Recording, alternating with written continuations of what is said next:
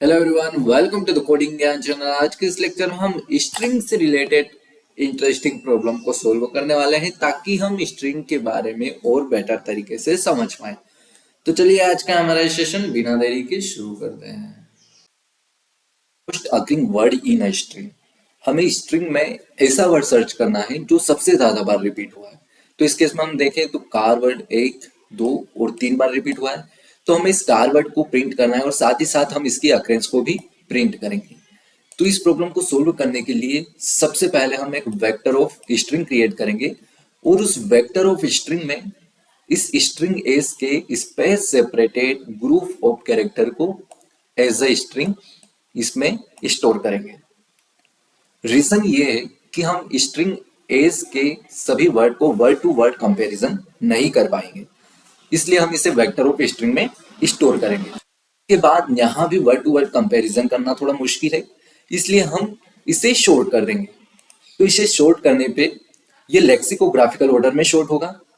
लेक्सिकोग्राफिकल order मतलब first character दूसरे element की फर्स्ट कैरेक्टर से कंपेयर होता है, सेकेंड कैरेक्टर दूसरे एलिमेंट के सेकेंड कैरेक्टर से कंपेयर होता है। तो इस केस में यहाँ पे ई पहले आता है यू से, तो ये एरोप्लेन ऑटो के पहले आएगा। तो कुछ इस टाइप से ये लेक्सिकोग्राफिकल ऑर्डर में शॉर्ट होगा। इसके बाद दो वेरिएबल्स की हेल्प लेंगे और इस स्ट्रिंग पे ट्रेवर्स करेंगे।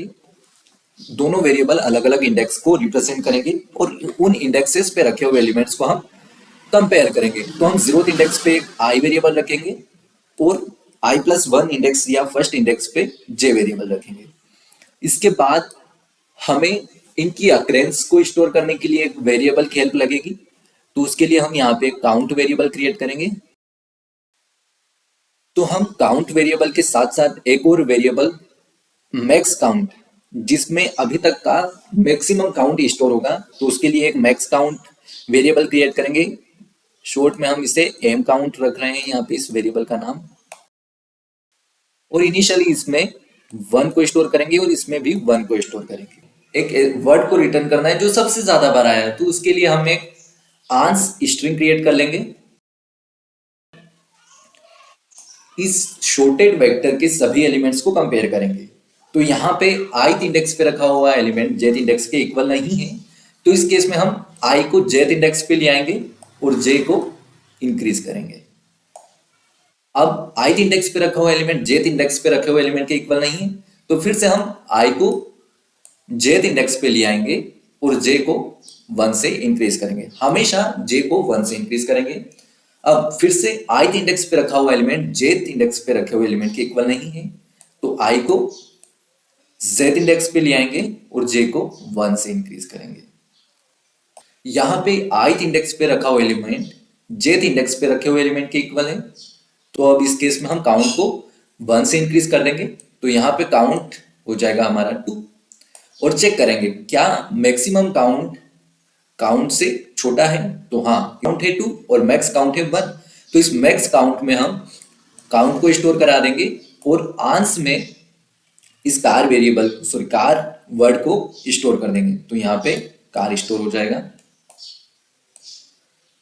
नेक्स्ट टर्म में j को इंक्रीज करेंगे। रीजन ये है कि अब इस इंडेक्स पे रखा हुआ एलिमेंट और इस इंडेक्स पे रखा हुआ एलिमेंट इक्वल है। हो सकता है आगे भी कोई एलिमेंट हमें इक्वल मिल जाए या सेम मिल जाए, तो उस केस में हम j को ही इंक्रीज करेंगे।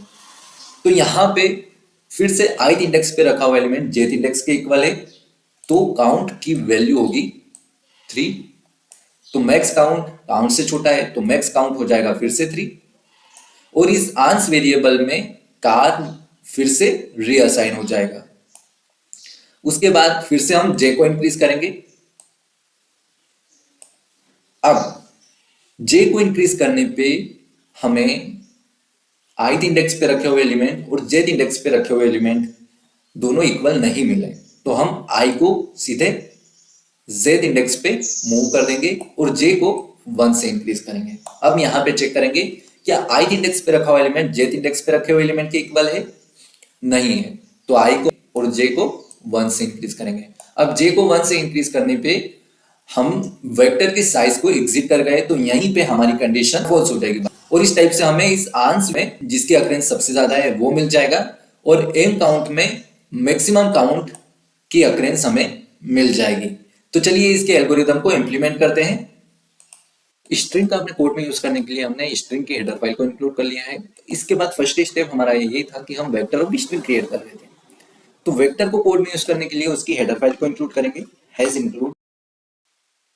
अब हम वेक्टर को यहाँ पर क्रिएट कर सकते हैं,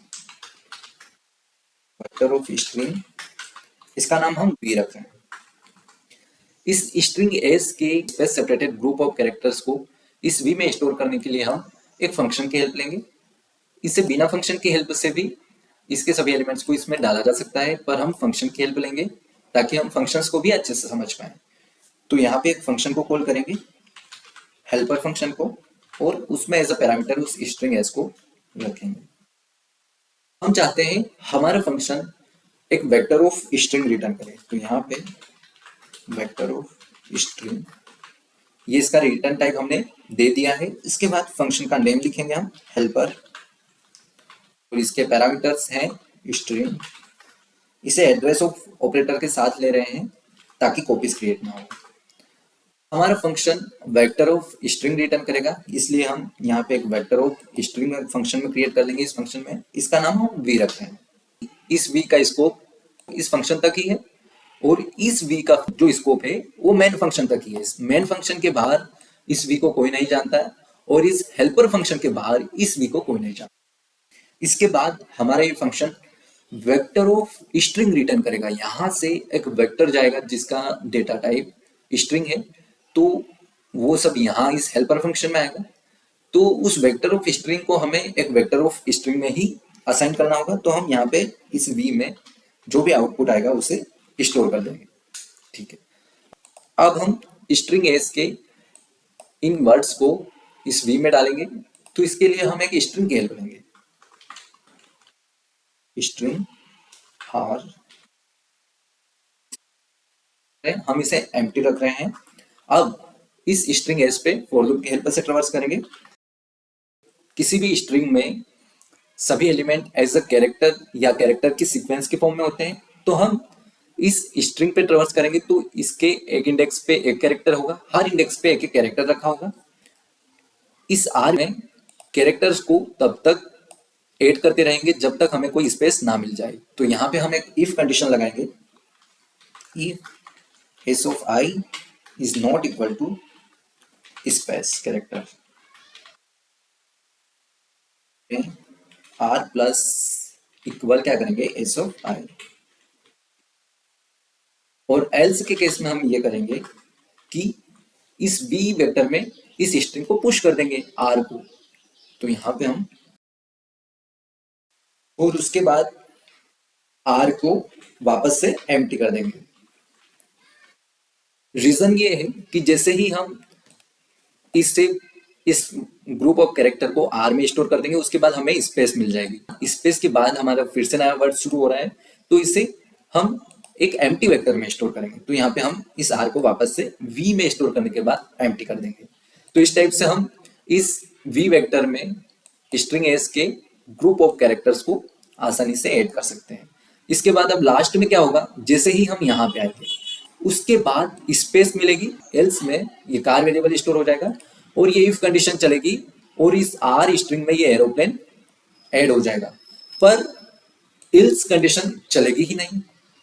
रीजन ये है कि नेक्स्ट स्टेप में हमें यहाँ पे कोई स्पेस नहीं मिलेगी, तो और ये फॉर लूप भी ब्रेक हो जाएगा। तो लास्ट में हम क्या करेंगे कि इस वी में एक बार और पुश बैक कर देंगे आर को, तो v dot push back R, और लास्ट में इस वी को रिटर्न कर देंगे, रिटर्न वी। हमारा ये फंक्शन कंप्लीट हो चुका है। हम चाहे तो इसे प्रिंट भी कर सकते हैं। इसके बाद हम इस वी को शॉर्ट करेंगे, तो यहाँ पे short V dot begin of से लेकर वी डॉट एंड ऑफ। अब इस शॉर्ट एल्गोरिदम को यूज करने के लिए इसकी हेडर फाइल को इंक्लूड करेंगे। यहाँ पे लेक्सिकोग्राफिकल ऑर्डर में सारे एलिमेंट शॉर्ट हो जाएंगे। अब सिंपली यहाँ पे एक और फंक्शन हम क्रिएट कर सकते हैं, पर फंक्शन अब और क्रिएट नहीं करेंगे। तो यहाँ पे हम क्या करेंगे, इस शॉर्टेड वी वेक्टर पे दो वेरिएबल्स की हेल्प से ट्रैवर्स करेंगे, इंट i इक्वल टू 0 और इंट j इक्वल टू 1। और एक काउंटर वेरिएबल रखेंगे इंट काउंट इक्वल टू 1, यानी मिनिमम एक अक्रेंस तो होगी उस स्ट्रिंग एस में, तो हमने इसको 1 से इनिशियलाइज किया है। और एक मैक्स काउंट वेरिएबल क्रिएट करेंगे एम काउंट, जिसमें हम 1 को स्टोर करेंगे। अब एक आंस स्ट्रिंग भी क्रिएट कर लेते हैं ना साथ ही साथ, स्ट्रिंग आंस, जिसमें हम मोस्ट अक्रेंस वाले उस वर्ड को स्टोर करेंगे। अब एक व्हाइल लूप की हेल्प से इस वी पे ट्रवर्स करेंगे, तो जब तक j is less than v dot size हो, क्योंकि j वेरिएबल आगे रहेगा, तो j is less than v dot size हो। अब यहाँ पे एक कंडीशन लगाएंगे if v of i equal to v of j, यानी v के ith इंडेक्स पे रखा हुआ एलिमेंट v के jth इंडेक्स पे रखे हुए एलिमेंट के इक्वल है, तो काउंट को इंक्रीज करो। और यहीं पे एक इफ कंडीशन और लगा देते हैं कि अगर m काउंट की वैल्यू काउंट से छोटी है तो m काउंट में काउंट को स्टोर कर देंगे, और इस आंस स्ट्रिंग में p के ith इंडेक्स पे रखी हुई स्ट्रिंग को ऐड कर देंगे। और एल्स के केस में हम क्या करेंगे, सॉरी एल्स का केस यहाँ आएगा, एल्स काउंट को वापस से 1 करेंगे और i को jth इंडेक्स पे पहुंचा देंगे, और हर बार j तो इंक्रीज होगा ही, तो j को इंक्रीज कर देंगे। और लास्ट में यहाँ पे हम प्रिंट कर देंगे सी आउट आंस और एक स्पेस के बाद m काउंट। इसे रन करते हैं। यहाँ पे हमें आंसर में कार 3 मिला है। हम इस वाले पूरे ऑपरेशन को शॉर्ट के बाद इस वाले पूरे ऑपरेशन को एक और फंक्शन में भी कर सकते हैं। तो मान लीजिए हम इसे एक फंक्शन में ऐड करना चाहें, तो यहाँ से इसे कॉपी करेंगे, कट करेंगे और यहाँ पे एक फंक्शन क्रिएट कर देंगे। ये फंक्शन हमें एक स्ट्रिंग रिटर्न कर रहा है, तो इसका रिटर्न टाइप स्ट्रिंग कर देंगे, और फंक्शन का नाम हम helper1 रखेंगे, और इसके पैरामीटर्स में हम v को भेजेंगे जो कि वेक्टर ऑफ स्ट्रिंग रहेगा, विथ रेफरेंस भेजेंगे वेक्टर ऑफ स्ट्रिंग और एड्रेस ऑफ ऑपरेटर के साथ और v, और सारा का सारा वो कोड यहाँ पे पेस्ट कर देंगे। तो यहाँ पे हम इस स्ट्रिंग आंस को रिटर्न कर देंगे। तो यहाँ पे सिंपली हमें इस आंस को रिटर्न करना है, तो यहाँ पे हम इसे रिटर्न कर देंगे आंस को, और शॉर्ट के बाद एक स्ट्रिंग आंस क्रिएट कर लेते हैं यहाँ पे भी, और इस आंस में जो helper1 फंक्शन है वो जो भी रिटर्न करेगा उसे स्टोर कर लेंगे। तो यहाँ पे इसे v को भेज देते हैं। अब इसे रन करेंगे तो आउटपुट सेम मिलेगा। अच्छा, m काउंट को हमने यहाँ पे डिक्लेयर नहीं किया, इसलिए हम यहाँ पे इसे एक्सेस नहीं कर सकते हैं, तो इसे हम हटा देते हैं, कोई इश्यू नहीं है। वीडियो अच्छा लगा तो प्लीज चैनल को लाइक सब्सक्राइब एंड शेयर जरूर कीजिए। हम मिलते हैं नेक्स्ट लेक्चर में।